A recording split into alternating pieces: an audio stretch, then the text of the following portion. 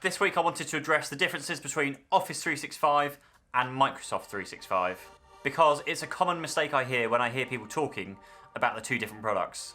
Just like those people who you ask to reboot their computer and they're adamant they've rebooted their computer. No, I've definitely done it. And we're sat on the end of the phone going, you definitely haven't. Your computer's been on for 3 days. And then you double check and you realise that it was just the monitor they were turning off, thinking it would turn off the PC.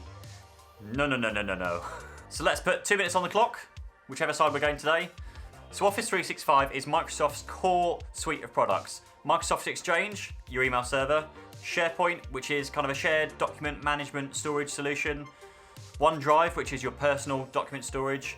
And then a few wraparound products. Microsoft Teams in particular is very popular, which is communication, collaboration, phone system, that's all kind of been built in. Skype for Business, and that's now been moved into Microsoft Teams.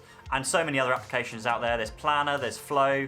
They literally add a new application every other month or so. With Office 365, you can also license the desktop programs. So your Word, your Outlook, your Excel, that can all be licensed through Office 365, depending on the package you get.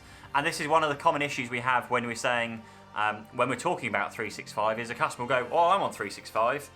Yeah, but which version? 365 is as wide as I have an email account, or I have the entire suite of products with email, collaboration, documentation, storage, all the applications, automation, everything. Now Microsoft 365 takes all of these things and then kicks it up a notch. So it includes the Office 365, but adds in things like data compliance, security, management, all of that kind of gets packaged into Microsoft 365. The easiest way to explain this is when we were talking to somebody about replacing their server. If you have a server already in your office and you want to start going to the cloud, then yes, Office 365 is ideal for you.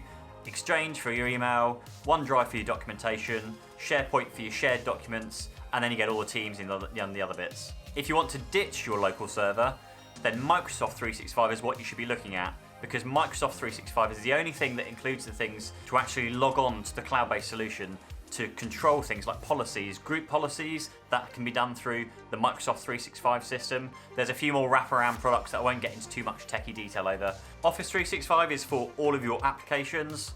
Microsoft 365 is for your whole business to run on, including the ability to get rid of your local server. Something to add in there, it also includes a Windows license. So if you're trying to get away from Windows 7 and trying to get onto Windows 10, or if you're watching this and you're on Windows 10 and you want to get to the next version of Windows, then the Microsoft 365 license includes a Windows license to upgrade your computer to whatever the latest version of Microsoft Windows is. So those are the key differences between Office 365 and Microsoft 365. That was probably not 2 minutes. I've been Pete from Techers. Thanks for watching. Bye-bye.